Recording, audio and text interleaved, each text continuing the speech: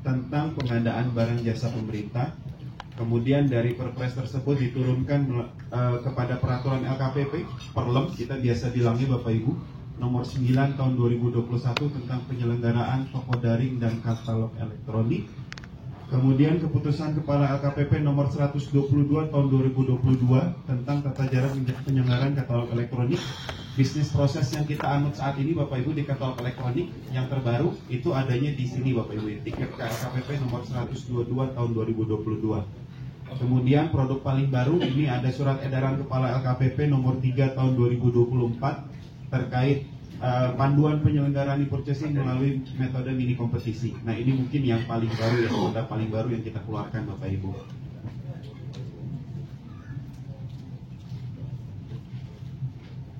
Ya.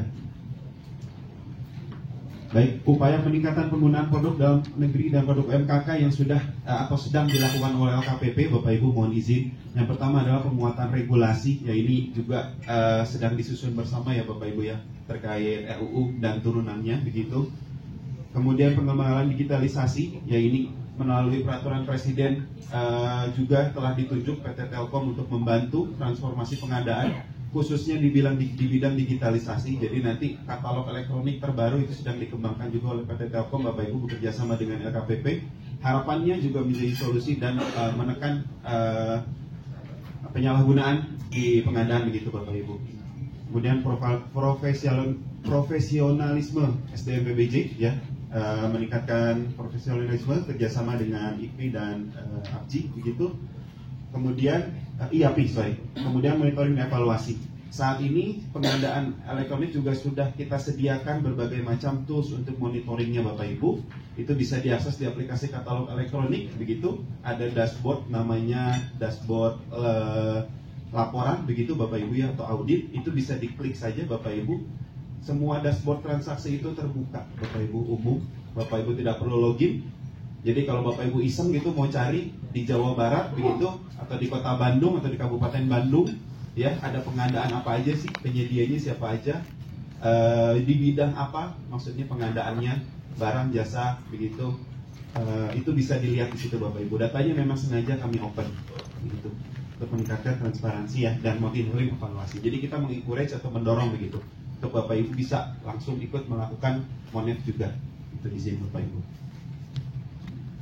Baik, izin masuk ke inti begitu Bapak Ibu. Jadi purchasing ini seperti yang saya jelaskan sebelumnya merupakan salah satu metode pengadaan melalui penyedia ya. Selain tender, penunjukan langsung ya Bapak Ibu, pengadaan langsung, tender cepat. Nah itu 4 yang lainnya. Satu lagi ini ada namanya purchasing. Purchasing itu wajib dilakukan terhadap produk yang tayang pada aplikasi katalog elektronik. Ya. Supaya jelas dulu ya Bapak Ibu ya. Jadi purchasing itu nggak ada namanya purchasing offline Bapak Ibu, atau nggak ada namanya purchasing di luar aplikasi. Kalau kita bilang e-purchasing itu sudah kita pasti persepsi kita sama menggunakan aplikasi katalog elektronik, begitu. Sehingga aplikasi ini platformnya ya, yang mengadakan, yang menayangkan barangnya ada di situ. Ketika melakukan pembelian itu kita bicaranya nomenklaturnya namanya e-purchasing. Purchasing ada 3 jenis Bapak Ibu secara perpres, ada negosiasi harga, ada melalui metode mini kompetisi ya. Yang ketiga adalah kompetitif katalog. Nah, kompetitif katalog ini kenapa saya kasih X merah Bapak Ibu di sini? Karena dari perpres masih nyebut nih Bapak Ibu ya, masih disebut rancangan kompetitif katalog. Tapi dari regulasi turunannya, Perlem tadi ya, kemudian Cap KLKPP SE 3 2024 tadi, itu belum ada turunannya yang mengatur kompetitif katalog dan aplikasinya pun belum ada yang mengakomodir. Begitu Bapak Ibu. Jadi memang belum kita terapkan di saat ini. Dulu rancangan awalnya mungkin dari pimpinan pendahulu memang terkait konstruksi ya Bapak Ibu, kompetitif katalog ini. Cuma saat ini itu sudah mulai diadopsi ke dalam metode negosiasi harga dan mini kompetisi. Ya. Jadi kalau kita bicara purchasing cuma ada 2 nih saat ini Bapak Ibu. Nego ya, negosiasi harga, dan mini kompetisi. Untuk metode negosiasi itu dilakukan terhadap harga satuan produk dengan mempertimbangkan kuantitas produk yang diadakan, ongkos kirim, biaya instalasi, atau ketersediaan produk. Jadi kita kalau negosiasi harga ini, kita cari dulu produknya Bapak Ibu. Lalu setelah cari produknya, ketemu nih kira-kira produk yang cocok sama ini dari sudut pandang PPPK ya Bapak Ibu ya, mohon izin. ketika dia menemui cocok yang sesuai dengan speknya, baru nanti dia akan melakukan negosiasi terhadap penyedia dan produk yang dimaksud. Istilahnya kita scanningnya duluan Bapak Ibu, discovery produk kalau kita bahasa kerennya biasanya Bapak Ibu. Browsing cari produknya duluan kalau negosiasi harga.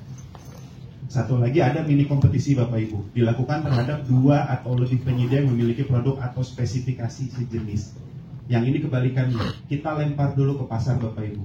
Saya butuh ini loh, baru nanti penyedia nawarkan ke kita. Kebalikannya gitu Bapak Ibu. Kalau yang di awal kan scanning duluan ya, cari dulu Bapak Ibu. Nih PPPK akan cari dulu. Kalau yang kedua ini Minicom ini nawarkan dulu. Kita butuh ini, baru nanti dari hasil penawarannya dievaluasi oleh PPPK mana yang paling sesuai. Nanti izin mungkin akan lebih rinci di slide-slide berikutnya Bapak Ibu. Oke. Masuk ke tahapan e-purchasing pada katalog elektronik Bapak Ibu ya, secara regulasi ini dibagi 2 menjadi persiapan dan pelaksanaan ya. Yang masuk persiapan adalah yang pertama penyusunan spesifikasi teknis, kemudian prioritasi penggunaan PDN, kemudian prioritas penyedia usaha kecil dan pengumpulan referensi harga. Nah, yang perlu kita bold atau kita jadikan highlight adalah penyusunan spesifikasi teknisnya ini Bapak Ibu.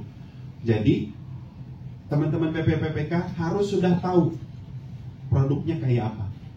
Baik melalui negosiasi maupun mini kompetisi, itu cuma metodenya aja. Tapi barangnya dia wajib sudah tahu mau kayak apa. Barang atau jasanya Bapak Ibu yang diadakan. Dan turunannya ya, ada tidak produknya yang berupa PDN, begitu. Kemudian ada tidak prioritas usaha kecil yang bisa mengadakan barang atau jasa tersebut, dan referensi harga. Nah, kenapa referensi harga ini jadi penting Bapak Ibu? Karena berdasarkan KEPK 1 tahun 2022, LKPP tidak lagi melakukan verifikasi terhadap produk yang tayang. Seluruh produk yang tayang saat ini murni tanggung jawab yang diinputkan dan merupakan tanggung jawab dari penyedia, termasuk harganya. Ya, jadi istilah kasarnya mungkin biar nggak beli kucing dalam karung ya Bapak Ibu ya. Jadi kita wajib tahu dulu nih, penyedia PPP atau PPK wajib tahu dulu referensi harganya.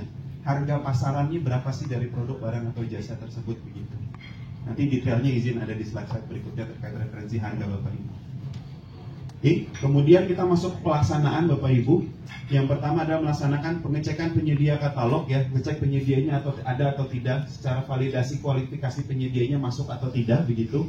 Kemudian pembuatan paket purchasing, negosiasi harga, negosiasi layanan teknis, tanda tangan kontrak dan update keseluruhan proses. Ini seluruhnya dilakukan melalui aplikasi katalog elektronik begitu Bapak Ibu. Istilahnya cuma tinggal ikutin aja step-step yang ada di aplikasi. Ya, izin Bapak Ibu. Kemudian kita masuk ke pertama Bapak Ibu, spesifikasi teknis. Ya, ini masuk ke perencanaan poin pertama, penyusunan spesifikasi teknis. Ya, itu hendaknya memang memenuhi 3 komponen ini Bapak Ibu. Yang pertama adalah komponen sesuai perencanaan. Spesifikasi teknis mengacu pada spesifikasi teknis di tahapan perencanaan pengadaan. Jadi memang sudah direncanakan duluan Bapak Ibu. Jadi udah tahu dulu spesifikasinya apa seperti apa, kemudian direncanakan. Nah, kalau kita bicara PBJ, perencanaan ini maksudnya adalah diumumkan melalui RUP. Ya, jadi di rencana umum pengadaannya udah ada duluan Bapak Ibu gitu.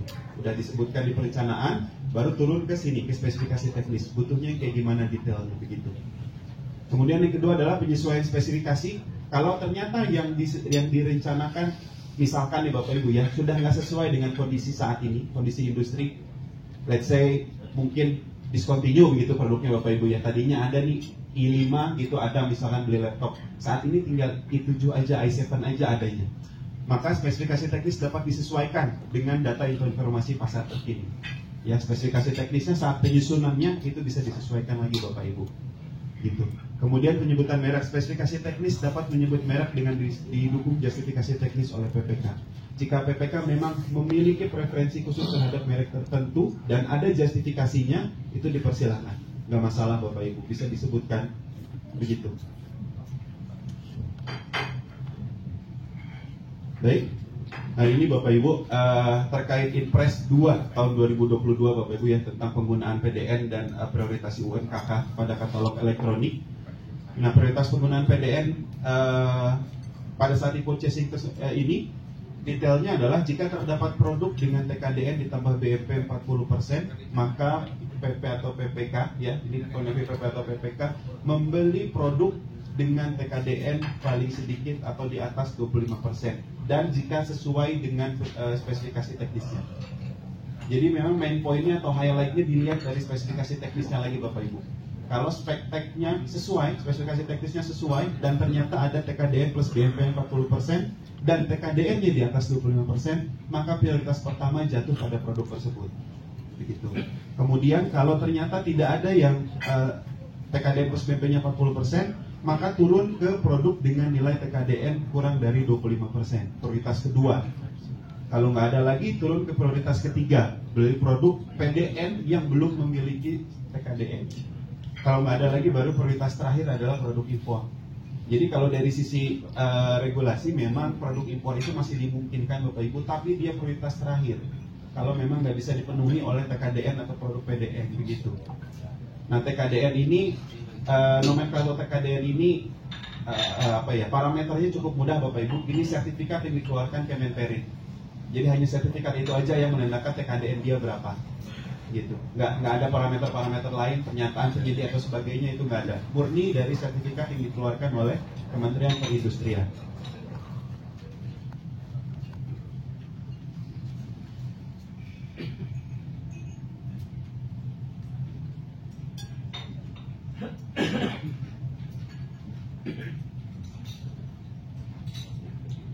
Ya, izin Bapak Ibu. Dari segi point of view PPPK lagi, sejatinya memang sebelum melakukan pembelian, aplikasi sudah menyediakan tools untuk melakukan filter, mencari produk PDN dan UMK mana saja untuk tadi meningkatkan pembelian terhadap mengutamakan PDN dan UMK tadi. Di aplikasi sudah ada tag ya, filter untuk mencari PDN yang mana saja, dan kalau diklik ini sudah kita bisa ketahui juga presentase TKDN-nya itu berapa. Presentase TKDN ini seperti yang saya sampaikan sebelumnya, kita sudah terintegrasi dengan Kementerian Perindustrian. Jadi si penyedia ketika menayangkan produk tinggal pilih saja yang mana TKDN-nya. Nah tapi lagi-lagi karena ini mungkin tadi karena amanat dari para denari Pak Direktur, saya diminta cerita sedikit ada masalah-masalah apa di katalog begitu. Yang sering jadi problem juga di sini Bapak Ibu. Karena memang tadi sekali lagi input produk dilakukan oleh penyedia, begitu, dan penyedia input produk sendiri, menayangkan produk sendiri. Kadang-kadang mereka ini nakal Bapak Ibu. Kalau misalkan dia karena tahu nih TKDN yang lebih tinggi itu diprioritaskan, dia asal pilih TKDN-nya bukan milik dia atau bukan terkait produk tersebut.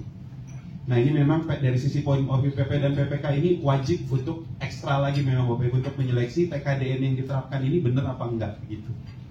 Sekarang yang paling sering jadi problem adalah produknya laptop TKDN-nya 99%. Percaya kata Bapak Ibu? Enggak ya Bapak Ibu, sulit dipercaya. Kalau 99% itu bahan bakunya harus dari kita semua. Yang rakit harus dari kita semua komponennya harus dari kita. Ternyata setelah kita cek oleh tim Monef katalog 99% itu apa Bapak Ibu? Bisa tebak TKDN yang dipilih? Minyak gosok Bapak Ibu. TKDN-nya produk yang tayangnya laptop, ketika diklik 99% ternyata TKDN yang dipilihnya itu minyak atsiri, minyak gosok. Nah itu jadi problem juga yang saat ini sedang kita galakan untuk kita tindaklah penyedia-penyedia yang nakal tersebut Bapak Ibu. Nah ini juga sama, label PDN dan sudah terintegrasi. Jadi kalau diklik bisa dicek. Sejatinya PPPK bisa cek sendiri sesuai apa enggak nih yang dipilih oleh penyedia. Kalau nggak sesuai itu bisa dilaporkan ke kami untuk segera dilakukan penurun tayangan produk. Itu Bapak Ibu izin. Nah sama, ini juga ada prioritasi pengguna terhadap penyedia usaha kecil. Untuk nilai paket purchasing sampai dengan 15 miliar, maka PPK atau PP memilih terlebih dahulu penyedia usaha kecil atau koperasi.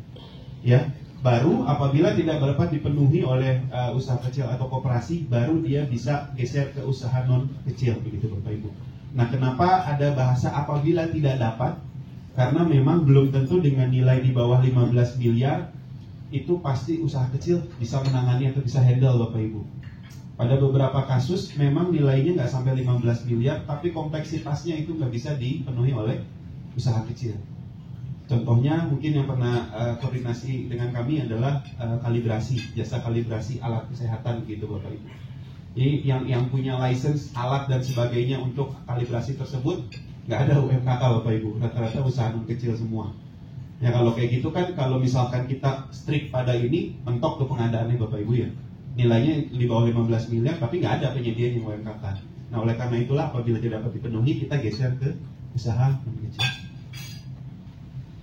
Ya, sama pada aplikasi juga kami sudah sediakan filter ya, filtrasi untuk lihat mana usaha kecil begitu Bapak Ibu, sehingga ada label khusus juga sehingga PPPK sejatinya memang udah bisa tahu juga mana yang usaha kecil. Saat ini memang aplikasi katalog elektronik masih menerapkan self declare begitu Bapak Ibu. Jadi penyedianya self declare berdasarkan bukti dukung ya, kita sudah upload juga bukti dukungnya. Dia masuknya ke usaha apa? Apakah mikro, kecil, menengah, atau non UMK? Insya Allah bulan depan ya sekitar Agustus Bapak Ibu, itu kita sudah menarik datanya semua pure dari BKPM atau OSS Bapak Ibu, ya online single submission. Jadi status-status yang self declare itu nggak kita anggap lagi, itu kita ambilnya semua nanti dari OSS.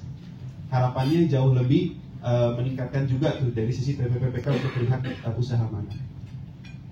Nah ini mungkin izin sharing juga yang sering jadi bahan juga begitu Bapak Ibu bagi PPPK untuk melakukan review. Kadang-kadang si penyedia ini juga dalam tanda kutip agak sedikit nakal nih Bapak Ibu nih. Jadi kadang-kadang dia memang harusnya udah nggak UMK. Ya kan berkembang ya Bapak Ibu ya. Usahakan tadinya mungkin saat dia daftar masih UMK begitu.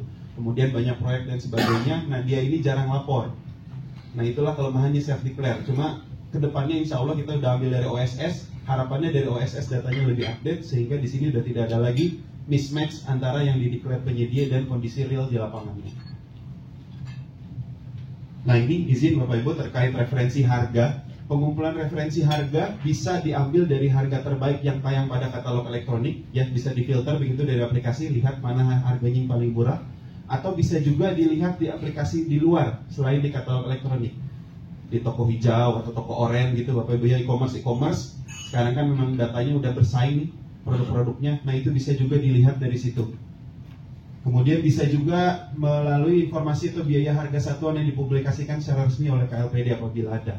Nah ini biasanya untuk barang-barang yang sudah ada HET-nya atau harga edaran tertingginya Bapak Ibu, obat, begitu Bapak Ibu, itu kan yang sudah resmi dikeluarkan. Dan dokumen lainnya yang dapat dipertanggungjawabkan apabila ada. Contohnya mungkin dokumen pendukung harga, ya mungkin Bapak Ibu juga mungkin nanti kalau dalam mengecek begitu terhadap pembentuk harga ini apa aja. Bisa jadi dokumen yang disampaikan oleh PPK ini dokumen pembentuk harga di Bapak Ibu biasanya, yang umum ya, yang biasanya kita koordinasi. Itu dokumen pembentuk harga ini biasanya disampaikan dari penyedia ke PPK untuk menyampaikan harga segini ini dapatnya dari mana. Itu biasanya dokumen yang kadang-kadang diminta oleh PPK juga ke penyedia Bapak Ibu. Atau biasanya dokumen yang paling sering kedua adalah invoice. Ke penyedianya konsisten apa enggak, itu bisa kelihatan tuh dari situ. Jadi kalau di transaksi ini harganya spiky, meningkat lebih tinggi gitu kan, itu bisa jadi dipertanyakan juga tuh oleh PPK sejatinya saat melakukan nego. Kenapa harganya tiba-tiba tinggi? Ya, kemudian setelah tahapan purchasing katalog melalui negosiasi harga didokumentasikan oleh PPK atau PP. Jadi PPK atau PP itu hendaknya memang mendokumentasikan seluruh tahapan yang dia lakukan agar ketika nanti melakukan negosiasi harga atau dokumen di kemudian hari dibutuhkan itu lebih mudah dalam mencarinya.